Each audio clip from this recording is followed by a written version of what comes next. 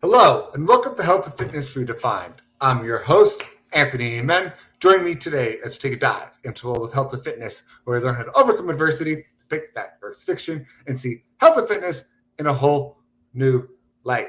Today, guys, we're going to be talking about chronic pain. It is something that millions of people every day wake up to, some kind of stubborn pain in their side or pain in the butt. Maybe that's just emotional. But regardless, everyone always has some kind of chronic pain and something we want to talk about. So today, on today's show, we're going to welcome Rick Olderman, who is a physical therapist, and we're going to dive into this really fun topic of pain.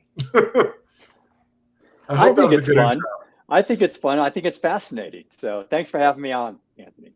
Absolute pleasure. And Rick, before we dive into the topic, we just want to hear a little bit about you. So why don't you tell our audience a little how you got started into the PT realm? Sure. I've always been interested in medicine, and I learned about physical therapy being kind of a blend of medicine and fitness, and I was also interested in fitness, so this seemed to be a natural place for me to go. I also, prior to PT school, had chronic back pain. I had chronic neck issues as well. And so I wanted to find out what the insider's secrets were to solving these problems. And to my surprise, those never came in PT school. So that's what my journey has been since PT school. So how long have you been practicing PT? Over 25 years now. Nice. That's a long time, and I'm sure you've seen it all. And what made you particularly pick chronic pain? What was the light bulb moment that this is something I really need to dive into more? Yeah, well, the light bulb moment was the fact that I was a failure as a PT with anything related to chronic pain. So my first job out, I of course could help people with acute issues, post-surgery, pre-surgery, tears, sprains, strains, all that kind of stuff. But when it came to chronic issues, these rules did not apply to people with chronic pain. There was something else going on. And unfortunately, it was the majority of my patient load. And so I was just like, I was sunk into a deep depression because I thought, oh my God, I'm a terrible physical therapist. I don't know what I'm doing. And I shouldn't be doing this because I can't help these people. And then eventually, that was in a small rural town here in Colorado. I moved to Denver, worked at a really, elite health club downtown as their physical therapist.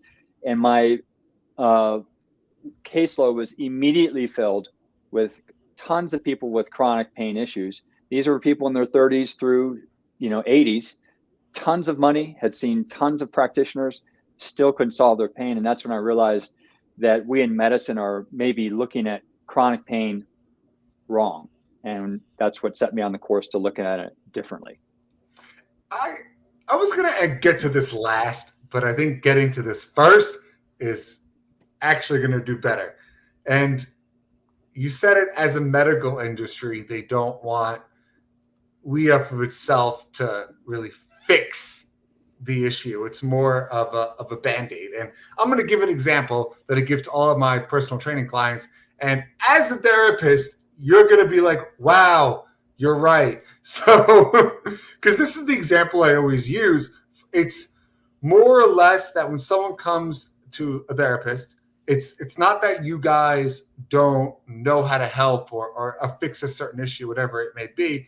The issue is that you're being told what to do by the insurance company doctor who's being paid out by them, because they're limiting you to not only how many sessions and how many times a week you can work with someone, but yet again, what specific areas that you're allowed to work on. A good example of this is we see all the time athletes. They have some kind of surgery, let's just say it's a meniscus surgery, and they go to physical therapists because the insurance is paying for it, and they get back to enough where they can move, but not back to their athletic level, and they get told every time they're in PT, well, it's not my job to get you back to where you were as an athlete. It's just to get you back on your feet again. So then they usually come to us because then we help go on beyond that. So just with me saying that, fill everyone in on that scenario there. Well, first of all, it's not that doctors and physical therapists don't want to get you better.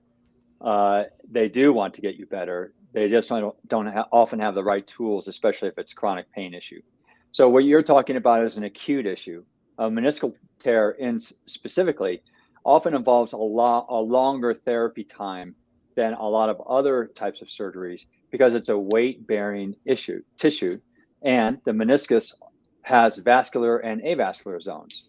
So depending on the type of meniscal repair that you've had, it may take months and months for you to be able to even weight bear on that well, versus a different type of meniscal repair where they're just clipping off a fragment of a meniscus and remove that. Well, that's easy and fast to recover from. So there's a lot of caveats to that question. I just In meant it terms of more as it's being told and more from an outside source. It's like it's not you in and of itself. Is basically my point. It's not the I therapist that don't. doesn't want to. Of course they want to. That's why you guys do this. You don't do this because you don't want to help people. It's more of, which I've seen, and my family is all physicians. Like I can talk about this from hands-on perspective. It's fighting with the insurance companies to get more because you actually want to help the patient, but they're telling you something completely different. They don't even know the patient you're seeing in the office. Yeah, that happens a lot. Does it happen in every case? No. For the most part, I was given free rein to see the patients as long as I could prove that what I was doing was efficacious. There was no problem with extending insurance visits. Of course, they have a algorithm where a certain type of injury allows for a certain number of visits, and it depends on the insurance company and the type of plan that you have and all that kind of stuff. So there's lots of caveats to that. But for the most part, and this is also because I don't deal with most post-surgical patients. That was what my therapist did. I handled more of the chronic pain people. And so I didn't have those restrictions because no one else had been able to solve these people's pain anyway. So usually the insurance company just let me go because I have a That's pretty good awesome track to record. hear. Yeah, Yeah. that's what you want, is you want kind of free reign to do what you can and not be kind of constricted to certain requirements that they think you need to be doing. Mm-hmm. So that's a good point. But anyway, let's talk about that in of itself. So just as a common question, what's the most common chronic pain you heard? I think I know what you're going to say, but you go for it. What's the Well, most common one? what do you think it would be, Anthony? Lower back pain. Yeah, exactly. Lower back and sciatic pain, the most common and probably the most misunderstood uh, type of pain there is. So let's stick with that one because that's Okay. the most common and that's the one that most people complain about is lower back pain or sciatica, or they think they have sciatica and they don't even know what it is. So Mm-hmm. explain to me what an e-valve would look like on that and kind of show why people suffer with chronic lower back pain and why it's the most common one. Okay, so this gets down to why I don't feel that we as medical practitioners are really trained well for chronic pain issues. And the reason is that we are trained to have, if your family is in medicine, you probably know a million different tests to identify a specific tissue that's damaged, strained, or whatever. There's millions of these videos all over the internet. However, there are zero videos showing why that tissue is damaged, strained, or compromised in some way. So that's not what we are trained to do in physical therapy. Our goal is to identify, oh, you have a rotator cuff tear or you have a labral tear or whatever. But we're not trained to show why that rotator cuff has been torn. I mean, yeah, if you fall, it's easy. But if it's a chronic thing, then we're not really understanding why that's not our training. And so this is what I found was missing with chronic pain is you have to have an understanding. So I call this training component thinking. You're thinking about a specific little component of that tissue or joint rather than a systems approach, which is understanding how everything works together as a system. And so that's what I've been figuring out is the systems approach for the last 25 years. And so an eval for back pain would include everything from the rib cage all the way down to the bottoms of the feet. We would watch how you move and all that kind of stuff.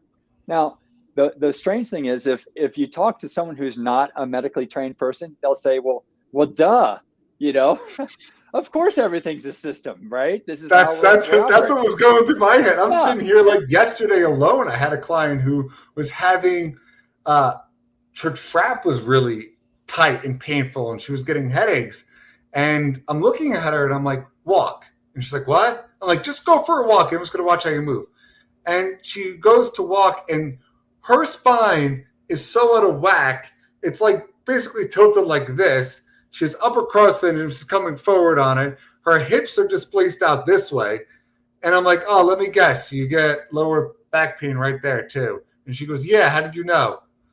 I was like, well, that's from your hip flexor surgery you had, which was never fully healed. You went back to gymnastics probably too quickly. So you're throwing your weight on your hip, which is forcing your spine like this, and is causing that trap to lock out.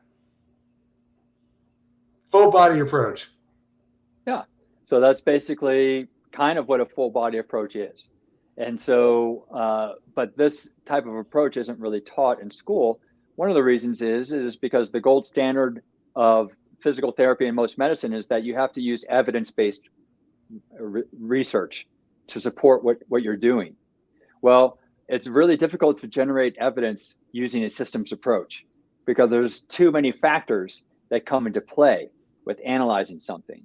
And so those types of things are usually negated by the very fact that things have to be evidence-based. Does that make sense? Yeah, of course. Okay. So this is why we have this big disconnect in medicine about chronic pain and systems approaches. And so this is why it was so hard for me to find all of this information and put this together. So anyway, if we're talking about back pain, in my experience, there are two patterns of issues that are happening that cause most people's back pain. One is that there is excessive arching of the low back or excessive forces trying to pull the spine into an arch. I call this an extension problem. And the easy way to determine that this is you is if you're lying down with your legs straight on the floor and your back is hurting, and then you bend your knees and your back feels better, then you have an extension problem because your back is basically flatter when your knees are bent and more arched when your legs are straight.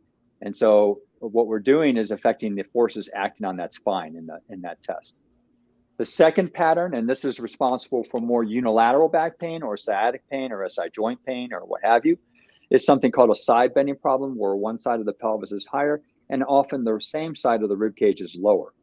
And so you can imagine that this is then causing more compression on the side of the spine where the pelvis is higher and the rib cage is lower. So why is this pattern occurring?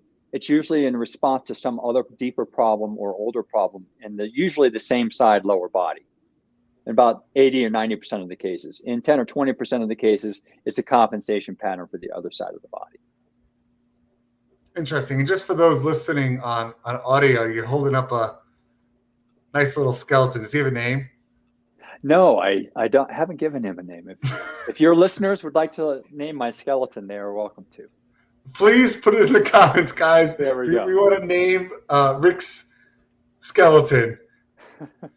But yeah, totally true. You see the spine just kind of compensating out as he's bent over. So what's a common, I don't want to say fix because that's the wrong term, but what kind of solutions do you work towards if somebody's having this issue? And I know the one you said we'll start with the extension of the back. So Okay. if you know when your legs are straight out, you have a lot of pressure in your lower back. That's a straight compound issue as opposed to when your legs are curled up. So what would you have somebody do in that kind of scenario?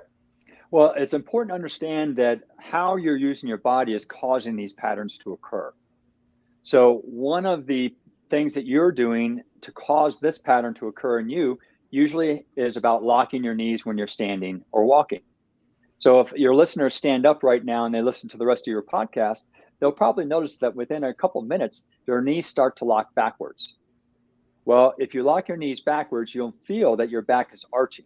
And if you're not sure about that, go ahead and unlock your knees and then lock your knees again. And you'll feel that back arch more and you'll feel the muscles turn on more in your lower back. So this is one of those deeper habits that are occurring unconsciously in you, usually when you're standing and walking, that's contributing to the excessive arching of your spine. And then of course there are muscles that are turned off because of this pattern. And there are other muscles that become tight because of this pattern that then reinforce that pattern and magnify it. So that's one of the patterns that's going on with just the extension problem. With the side bending problem, typically what is going on, I mentioned before, is that there's some older injury on that same side. And so what your brain, it's like stepping on a little rock in your shoe. Well, after time, you're going to start walking around so that you're not loading that rock so much. And so what your brain has done over the years is gradually said, oh, you know what? You're trying to get from A to B. This hurts. So I'm just going to subtly lift this pelvis up so you're not putting so much weight on that foot all the time. And so the same muscles that pull the pelvis up are attached to the rib cage and therefore pull the rib cage down. And so that what creates this side bending pattern. So it's easy to fix a side bending pattern. It's more difficult to fix the reasons the side bending pattern is occurring. And that's kind of how I solve chronic pain, is not only fixing the pattern, but the reasons the pattern is occurring. Yeah, and something just I see a lot, and it's just particular with that one. I see it in squats. When you have someone doing just a regular body weight squat, the way they shift their weight when they're coming up, and sometimes it is like the most subtle thing. You'll see their hip just shift over to their right side if they had a pain that's preventing them from keeping it in the left and then pushing up. And they're constantly doing that over and over and over again. And like you say, you just get used to it because before you were compensating for an injury. So now you're going to be really tight on that right side because you're always shifting and pushing up. And we start from the basis, and tell me if you do something different, where it's okay, let's take the squat and let's slow down that tempo and really try to equally push up between both heels. And instead of worrying about weight bearing that, it's more worrying about let's teach yourself again and go backwards of how to put even pressure through your heels so you're not doing that compensation in your day-to-day activity. It's more about getting the opposite nerves kind of fired up on the opposing side. And that can work really well. However, where I typically start is two other things: is understanding whether there's femoral retroversion or anteversion going on, and then the second thing is understanding whether their ankles can even bend in that way.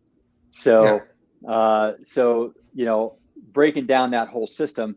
Usually, those are the two places that people are going wrong with their squats that's causing that pain to occur.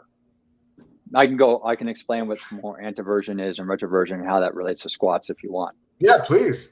Oh, okay. So this gets to the basic architecture of how we're built. So the assumption is that all thigh bones are shaped the same, and they're not. The thigh bone can be twisted out, in which case that's called femoral retroversion. And that is thought of, you can also call that an externally rotated thigh bone. The thigh bone can also be excessively twisted inward, and that's called femoral anteversion, or an internally rotated thigh bone. So depending on whether one of these two conditions exists, heavily influences how you would go into that squat. So if you, for instance, have a femoral retroverted squat or femur, which is one that is rotated outward, but your feet are pointed forward, then you're going to create tremendous tension in your lower body system because your thigh bone is trying to rotate your system out, but you're overriding that by pointing the toes forward. And so you'll have what appears to be a supinated foot because that is rolling the whole foot and lower body system away from the thigh bone. And what that does is it tends to lock up the system. So if this is happening with you, the easiest thing to do is just simply allow the feet to rotate out. If you have an anteverted femur, and then that typically means that your thigh bone is more internally rotated. Well, an internal rotation at the hip joint and the knee joint is a condition that causes most pain in most people.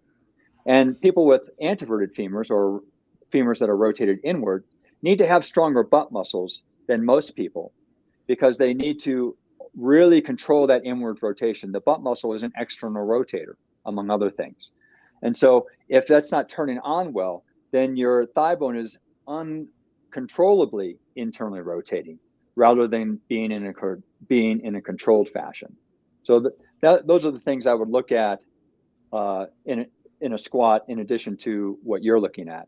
And then, of course, if your calf and soleus complex are too tight and you can't really bend your knee forward anyway, well, that's either going to throw the force down into the foot arch system, or it's going to throw it back up to the knee or hip, and you'll develop some compensation pattern because of that. Yeah, and I have.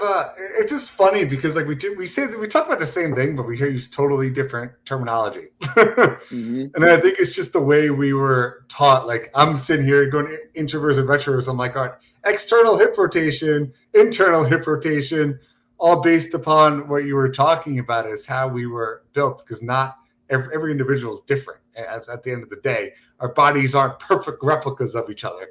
We're very close, but we're not exact. And then another one with the foot, I'm just going to give a really easy fix that I notice a lot in my clients. It comes down to sneakers. A lot of people wear running shoes when they're trying to squat. And what this is going to do is going to tighten that calf up because the shoe is trying to throw your weight into your toes while you're trying to push your weight down through your heels while pushing up into a squat or a deadlift. So the easiest fix is to just take your shoes off. Or if you don't want to do that in a big smelly gym where you're on a harder surface, buy a cheap pair of like knockoff Converses. Something that's made flat like this, so it's easy to push through the ground. I mean, they do have now finally weightlifting shoes. I think those came about like 5 or 6 years ago. But it's just really watching what you're putting on your feet before you go to load your leg muscles in a certain way, because that's going to throw your squat off, which is going to throw into the conversation form and cause just pain that I see in it. It's just something as simple as let's take your shoe off. Wow, that was so much easier. And now I'm not rolling all over the place. Yeah, well, to go back to your hip internal and external rotation restriction example, a lot of people attribute that to a muscle tightness issue. Well, it's not the muscle at all. It's the shape of the thigh bone. And you need to be able to discern whether what you're working against, what you're trying to stretch out in that hip, is a bone-ish shape or whether it's a muscle tightness. And so I see this as a common problem uh, a lot. So is there another way to like someone in my industry would be curious to how else would you determine that without having an x-ray? Because we don't have access to them. Is so Yeah, it's very simple. So if you lie down on your stomach or have your client lie down on their stomach and bend their feet up like this, so like that, what you would then ask them to do is, okay, lying here like this, now allow your feet to simply fall to the outside, okay? And they're not going to force it. They're just going to let it fall naturally. Well, someone with anteverted femurs, well, their feet are going to go way out here because that's femoral internal rotation. They have tons of that. And then when you ask them to try and let their feet fall together, they'll see much limited range of motion into external rotation. Someone with retroverted femurs will have very little motion into internal rotation of the thigh bone, of the hip joint, but they'll have significant external rotation and their feet will be able to fall basically to the backs of the knee, of the opposite knee on that way. So typically what this is doing when you're lying in your stomach doing this is taking the muscles out of the equation. And so it's really testing the shape of the thigh bone. So that's a quick and dirty way. If they're both roughly the same, internal versus external, then you've got basically normal thigh bones. But if you've got one side that's drastically different than the other, one direction drastically different than the other, then and of course, this is a whole spectrum. So you can have people who are lean towards anteversion, but wouldn't have necessarily anteverted femurs, right? They have more internal rotation in their thigh bones than external rotation or vice versa. So not everyone will be able to be, whole one way or the other. Does that make sense? yeah, totally. I mean, even a slow motion walk, which is really cool with the new phones you could do now. That's another way I like using putting someone on a treadmill and just having them walk and videotaping it in slow or super slow motion. And you really see how the hips either externally or internally rotate just from a natural move when you're not forcing somebody into a situation. Would that be similar Yeah, test? it would be a similar test, although you don't know, it's difficult to determine. Now you're also, though, looking at the control or lack of control of that Yeah. rotation. So someone could have a femoral retroversion with poor gluteal control and still go into excessive internal rotation because of it. So it is easier walking, though, to determine if someone's got anteversion, because for sure, almost, if you see someone who's stepping on that leg and you see that whole thigh bone rotating in, you know pretty much they've got anteversion. And not only is it anteverted, but it's uncontrolled anteversion. So I love it. And Rick, we're going to take a quick word from our sponsor, and we will be right back, guys. So stay tuned. We're going to get a little more in detail about now what. I think it's the best way to kind of follow that up. So bear with us, and we'll be right back. Guys, first a quick shout out to our sponsor, Centripeak. I got a bottle right here for those watching on video. This is for all men that start experiencing low testosterone levels when they age. So if you're above the age of 35 and you're looking for a way to feel better, Centripeak is definitely right for you. I know I never recommend testosterone supplements because they are horrible for you. You don't want to take tests. It is something you become addicted to. So instead, take supplements that help your body produce your own testosterone. So that is why I recommend Centripeak. So if you're tired of feeling sluggish and unmotivated, if you don't feel like you're getting the energy in the gym or just to tackle daily tasks, it is time to try Centripeak, the all-natural male vitality product that focuses on increasing your testosterone naturally to help you feel better and more energized. Centripeak has been around for over 5 years, and it's no wonder why. This vegan product is made in the USA and is certified both the UL and the NPA, so you can trust the quality of the ingredients. Centripeak isn't just for powerlifters, it is for everybody that wants to feel better and more confident. So if you're ready to take the next step, improve your life, get a little ahead and get motivated to get back to the gym and start working out, try Centripeak. You can visit them at centripeak.com. Again, that is centripeak.com. Use code REDEFINE20 for 20% off your first order.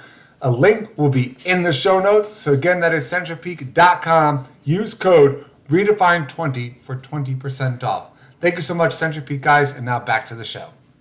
And welcome back, everybody. We have Rick here. We're talking about chronic lower back pain, which is the thing most people suffer from, and easy ways, hopefully, to fix it at home so you don't have to hurt anymore. So we walked through a lot of the different directions of the way your femur is developed, internal, external hip rotation, and there's a lot of different factors when it comes to lower back pain. So the question is, now that you know that my femur bone's, let's say it's externally rotated, now what do I do? yeah, well, it depends on how you're using your body. All of this is just components of a larger system, and understanding, okay, are you controlling that well or you're not controlling that well? How is your gait pattern feeding that lack of control that you have? Why are you locking your knees? All sorts of things. So when I solve back pain, and it sounds like it's complicated, Anthony, but really it's so simple once you really understand how all this fits together. For instance, I had a patient who came into my clinic with severe back pain of 15 years. She was a Division I swimmer who lost her scholarship because of back pain. They couldn't solve it in college. And 15 years later, she'd been to everyone, couldn't solve it. She came into my clinic not for her back pain, but for plantar fasciitis. And she was in so much pain, I couldn't even complete my exam. In fact, I couldn't conduct one test of any of my exam because she would have these waves of pain throughout her back. However, just watching her walk to my table, I saw exactly what one of the major problems were with her. And she was locking her knees. So like I mentioned, locking the knees then pitches the pelvis forward, causing excessive arching in the back, and causes a series of compensations in the body, weakness, tightness, all sorts of things. But in terms of plantar fasciitis, locking the knees causes the calf and soleus muscle to become more tight too. So all I did was I put a little piece of tape on the backs of her knees to prevent her from locking her knees anymore.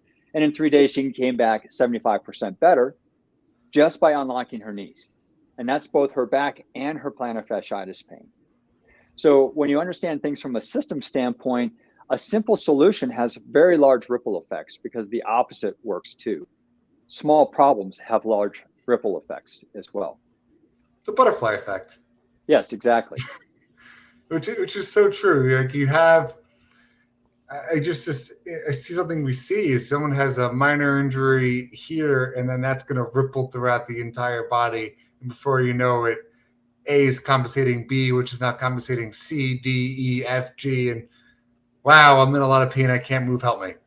It's kind Yeah. of where we It's get like a at. Rubik's cube, you know, or not a Rubik's cube. What's it called? The where it's this complicated network of things, levers, and so forth, all across. I can't remember the name of it, but anyway, one small problem, creates a whole big problem over here. And so what I've been doing the last 25 years is tracing down every one of those threads to understand where they are and how that small thing is causing not only that problem, but this problem over here and that problem over there. And then, kind of putting all that together. So, what would you say another just kind of in general topic, it doesn't have to be on lower back pain, is an issue for chronic pain itself? I mean, you were talking a little bit to me pre show about how you're writing an entire book on it. So, I guess you have to have knowledge about what are little simple steps and things I can look at if I don't have access to you. Oh yeah. So, a long time ago, I created a series of books 10 or 15 years ago called the Fixing You series. And it was all designed to explain these mechanisms and how to fix them to solve pain. And so I wrote those books because one of my mentors who began me on this journey biomechanically was Dr. Shirley Sahrmann out of Washington University in St. Louis. She's an instructor, PhD, PT there. She's written 2 textbooks, one translated into 7 languages. And so I took her series of courses there, and I became friends with another PT who took her series of courses. We both graduated at the same time. And I said, "Hey, how's it going? How's this information working for you?" And he's just like, "Eh." I said, what are you talking about? This is solving chronic pain. He says, "Yeah, but I'm a manual therapist. So, maybe I'll use it for a home program." And that's when I realized that we practitioners are filtering the information that we're using through a belief system of what we think should be working. He was a manual therapist who believed he needed to manipulate tissue or joints in order to affect an outcome. And so when I realized this, that's when I wrote my books to do an end around all these practitioners who aren't, looking into system solutions to solve their patients' or clients' pain. And so they've been very successful. So the home programs I've created now are more succinct than those programs. For instance, my back pain book, I think, has like 80 different exercises in there because I'm trying to solve every possible permutation of everything. And so owning my clinic for the last 10 years, I've realized that, this stuff is happening in patterns. And so if I just fix this pattern of issues, we can solve all this type of pain. And so that's what my home programs are much simpler to follow than my Do you books in mind that regard. walking us through like some examples of that? Of what? Of The home pattern? program in itself, like what are the patterns that you see? Okay, sure. So this gets into, so Dr. Sahrmann is about biomechanics and movement impairments causing pain.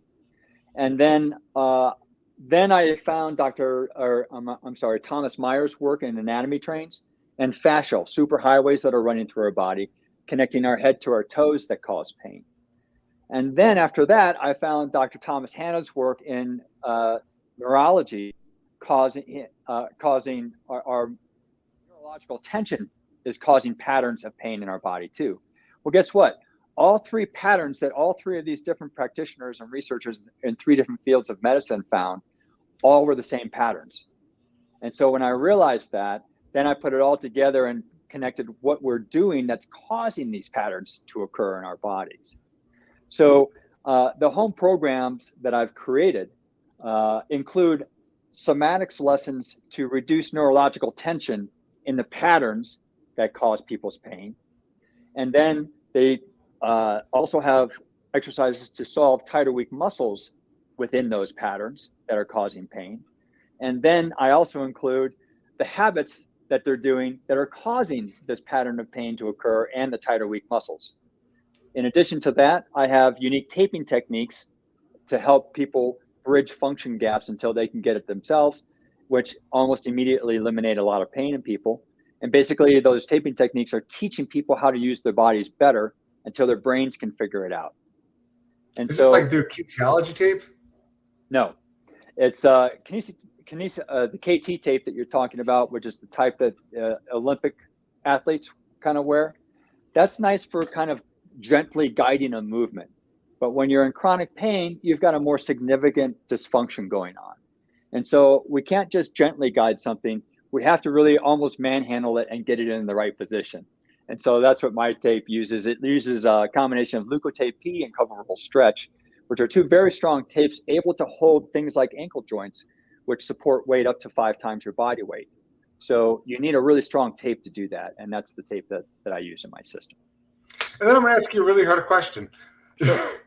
So what are the 3 most common habits you see that lead people to chronic pain? Yeah. So let's narrow down on we'll talk about 1 or 2 with back pain and maybe 1 for neck pain. So with back pain, we already talked about it, locking the knees. You can't believe how powerful and pervasive this terrible habit is. It has a ripple effect throughout the whole lower body and back system. And if you just stop locking your knees, those of you with chronic pain listening to this, probably within 3 days, you'll feel a significant change in your back pain for the better. So that's one. The second is with that side bending problem I mentioned, where one side of the pelvis is higher than the other. What that's usually indicating is that you're compensating around some weakness. And so usually when the pelvis is higher, there's been some weakness that's developed in that side of your body. And so what you're doing is you're dropping your rib cage over that. So if you simply put the same hand on top of your head or up in the air as the side that the pelvis is higher, that will force your body to walk correctly. And probably in about 10 or 15 steps, it will correct the uneven pelvis and rib cage. So that's another one, is the compensation around an older injury or weakness that you have in that same side leg. Regarding neck pain and headaches, the most common pattern that's occurring is people's posture strategies. People are using their shoulder blades to create good posture when that's not the shoulder blade's role. And so what's happening is that they are creating shoulder blade dysfunction, and there are connections, you just talked about this a few minutes ago, between the shoulder blade and the neck and head. And so when you're using your shoulder blades to create posture, for instance, if you're in a yoga class and they say bring your shoulder blades down and back into your opposite back pockets, that's not what the shoulder blades are designed to do. And so that's causing chronic neck pain and headaches because of that pattern of usage. So just for that one example, what is the common way to fix your posture on the upper body? Yeah, let's go over right now. So if you put one hand on your chest and the other hand on your belly, you can do this even while you're listening to me, Anthony. So if you take a deep breath in, you'll feel your ribcage rise. And then if you exhale, you'll feel that ribcage lower again. So let's take another deep breath in, feel the ribcage rise. And then this time when you exhale, don't let the ribcage go down 100%. Let it go down maybe 98 or 99%, but not that last 1 or 2%. So you're going to hold it up just a tad. And when you do that, you'll notice that your stomach muscles have just become firmer, maybe 5 or 10% more engaged. This is your core holding up your rib cage and posture. This is what your core muscles are designed to do. That's why they're so large and we have so many of them and they're so pervasive, is because your rib cage is pervasive. And so that's what they're attached to and holding up for you.